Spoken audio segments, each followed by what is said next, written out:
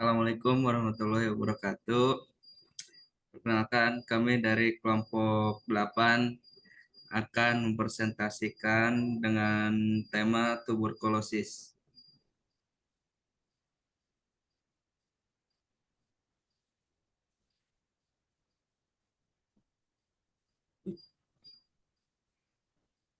Di sini ada beberapa anggota. Yang pertama Fahmi Rizal, yaitu saya. Yang kedua ada Intan Aulia Pratiwi.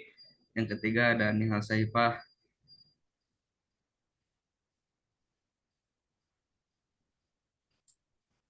Pertama ada latar belakang. Tuberkulosis menjadi masalah kesehatan global, penyebab kesakitan jutaan penduduk setiap tahun dan menempati peringkat kedua penyebab kematian karena penyakit infeksi di dunia setelah HIV/AIDS.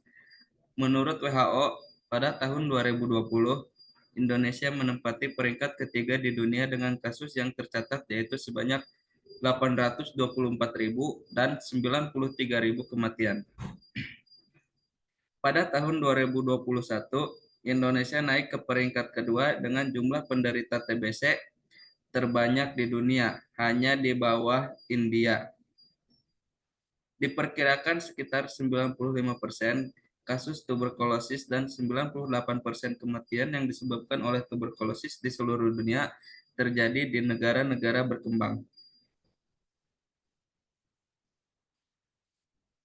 Definisi tuberkulosis merupakan penyakit infeksi menular yang disebabkan oleh agen infeksi bakteri M. tuberculosis yang umumnya menyerang organ paru pada manusia. Penyakit ini ditularkan oleh penderita BTA positif yang menyebar melalui droplet nuklei yang keluar saat penderita batuk ataupun bersin. Infeksi tersebut menyerang paru-paru, dalam istilah medis dikenal sebagai tuberkulosis paru. Epidemiologi. Tuberkulosis dapat menyebar ketika individu yang menderita tuberkulosis paru dengan hasil BTA positif berbicara, bersin, atau batuk yang secara tidak langsung melepaskan droplet nuklei yang mengandung mikroorganisme M. Tuberkulosis droplet tersebut dapat jatuh ke permukaan seperti lantai, tanah, atau tempat lainnya. Ketika terkena sinar matahari atau suhu udara yang tinggi, droplet nuklei tersebut dapat menguap. Jika bakteri tersebut terhirup oleh individu yang sehat, maka individu tersebut berisiko terinfeksi bakteri penyebab tuberkulosis. Tuberkulosis paling sering menyerang individu dalam usia produktif, yaitu antara 15 hingga 49 tahun. Dan penderita tuberkulosis BTA positif dapat menularkan penyakit ini kepada semua kelompok usia. Selanjutnya, silakan dilanjutkan. Baik, terima kasih kepada moderator. Selanjutnya yaitu ada patofisiologi. Yang pertama, masuknya bakteri. Mycobacterium tuberculosis masuk ke alveoli melalui jalan napas, tempat bakteri berkumpul dan berkembang biak. Yang kedua yaitu penyebaran bakteri. Bakteri dapat menyebar ke ginjal, tulang, korteks cerebri, dan area lain dari paru-paru melalui sistem limfa dan cairan tubuh. Yang ketiga yaitu respon imun. Sistem kekebalan tubuh merespon dengan reaksi inflamasi. Fagosit menekan bakteri dan limfosit spesifik tuberkulosis menghancurkan bakteri dan jaringan normal. Selanjutnya yaitu penumpukan eksudat. Reaksi inflamasi menyebabkan penumpukan eksudat di alveoli yang bisa mengakibatkan bronkopneumonia. Yang kelima yaitu infeksi awal. Infeksi awal biasanya muncul dalam 2 hingga 10 minggu setelah terpapar bakteri. Kemudian pembentukan granuloma, interaksi antara Mycobacterium tuberculosis dan sistem kekebalan tubuh membentuk granuloma yang terdiri dari basil hidup dan mati yang dikelilingi oleh makrofag. Kemudian transformasi granuloma Granuloma berubah menjadi massa jaringan fibrosa. Bagian sentral disebut gone tuberculosis menjadi nekrotik dan membentuk massa seperti keju. Kemudian dormansi bakteri, granuloma menjadi klasifikasi dan membentuk jaringan kolagen, membentuk bakteri menjadi dorman. Selanjutnya yaitu aktivasi penyakit. Setelah infeksi awal, penyakit dapat menjadi aktif karena gangguan atau respon yang tidak memadai dari sistem kekebalan tubuh. Kemudian infeksi ulang, penyakit juga dapat aktif kembali dengan infeksi ulang dan aktivasi bakteri dorman. Kemudian pecahnya gone tubercle. Gone tubercle pecah menghasilkan necrotizing caseosa di bronkus, menyebarkan bakteri di udara dan memperluas penyebaran penyakit. Kemudian pembentukan jaringan parut. Tuberkel yang sembuh membentuk jaringan parut, dan paru yang terinfeksi menjadi lebih bengkak, menyebabkan bronkopneumonia lebih lanjut. Next.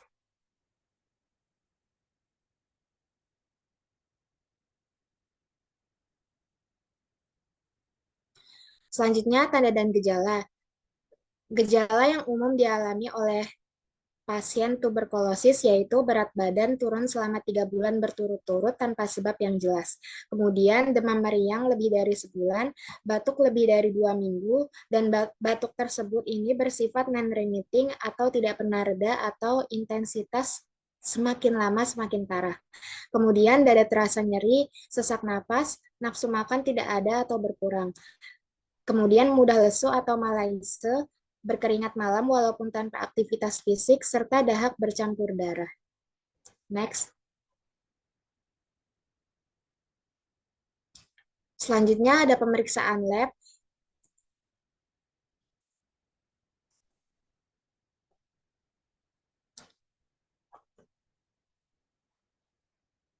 Ada beberapa pemeriksaan penunjang yang mampu untuk menegakkan diagnosa tuberkulosis. Yang pertama yaitu pemeriksaan dahak mikroskopis. Pemeriksaan dahak berfungsi untuk menegakkan diagnosis, menilai keberhasilan pengobatan, dan menentukan potensi penularan. Pemeriksaan dahak untuk penegakan diagnosis dilakukan dengan mengumpulkan 3 spesimen dahak yang dikumpulkan dalam 2 hari kunjungan yang berurut sewaktu pagi dan sewaktu. Kemudian yang kedua yaitu ada pemeriksaan baktek. Dasar teknik pemeriksaan biakan dengan baktek ini adalah metode radiometrik. Mycobacterium tuberculosis memetabolisme asam lemak yang kemudian menghasilkan CO2 yang akan dideteksi growth index-nya oleh mesin ini. Kemudian yang ketiga ada polymerase chain reaction atau PCR. Adalah teknologi canggih yang dapat mendeteksi DNA, termasuk DNA M tuberculosis.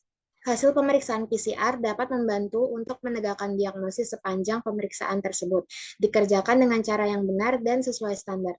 Yang keempat, ada pemeriksaan serologi dengan berbagai metode, di antaranya yang pertama yaitu enzim link immunosorbent assay atau ELISA, yang kedua ada mycodot, yang ketiga ada ICT. Kemudian yang kelima pemeriksaan cairan pleura, pemeriksaan analisis cairan pleura, dan uji rivalta cairan perlap perlu dilakukan pada penderita efusi pleura untuk membentuk pemeriksaan histopatologi jaringan. Bahan histopatologi jaringan dapat diperoleh melalui biopsi paru dengan transbronchial lung biopsy atau TBLB, transtorakal biopsi atau TTB, dan biopsi paru terbuka, biopsi pleura, biopsi kelenjar getah bening, dan biopsi organ lain di luar paru. Yang ketujuh yaitu pemeriksaan darah. Hasil pemeriksaan darah rutin kurang menunjukkan indikator yang spesifik untuk tuberkulosis. Data ini sangat penting sebagai indikator tingkat kestabilan keadaan nilai keseimbangan biologi penderita. Yang kedelapan yaitu uji tuberkulin. Pemeriksaan ini sangat berarti dalam usaha mendeteksi infeksi TB di daerah dengan prevalensi tuberkulosis rendah. Uji ini akan mempunyai makna bila didapatkan konversi dari uji yang dilakukan 1 bulan sebelumnya. Yang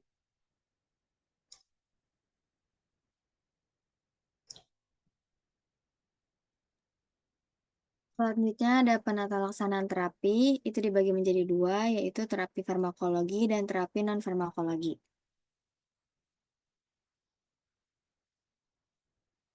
Yang pertama ada terapi farmakologi, ada 2 tahap, yaitu tahap awal, pengobatan diberikan setiap hari dengan jangka waktu 1 sampai 2 bulan secara intensif, yaitu yang pertama streptomycin injeksi 750 mg, yang kedua sikloserin atau PAS, para aminosalisilik acid 10 mg, yang ketiga etambutol 1000 mg, dan yang keempat isoniazid 400 mg.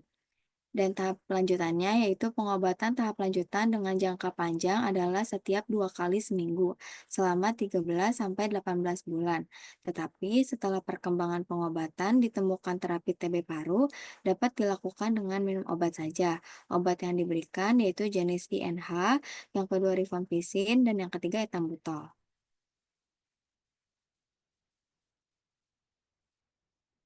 Selanjutnya terapi non-farmakologi, yaitu ada terapi non-farmakologi dengan mengkonsumsi makanan bergizi, terapi non-farmakologi dengan tinggal di lingkungan yang sehat, terapi non-farmakologi dengan berolahraga secara rutin, dan yang keempat terapi non-farmakologi dengan mengurangi makanan bernatrium dan kafein. Next. Kesimpulan dari materi ini yaitu tuberkulosis merupakan penyakit infeksi menular yang disebabkan oleh agen infeksi bakteri M. tuberculosis yang umumnya menyerang organ paru pada manusia. Gejala yang muncul akibat infeksi ini dapat berupa batuk yang parah, nyeri di area dada, serta gejala lainnya. Terdapat dua pendekatan utama dalam pelaksanaan tuberkulosis yaitu terapi farmakologi dan non-farmakologi. Terapi farmakologi melibatkan penggunaan obat-obatan seperti isoniazid, rifampicin, etambutol, pirazinamid, dan streptomisin. Sementara terapi non-farmakologi dilakukan dengan mengkonsumsi makanan bergizi, tinggal di lingkungan yang sehat, berolahraga secara rutin, serta mengurangi makanan bernatrium dan berkafein.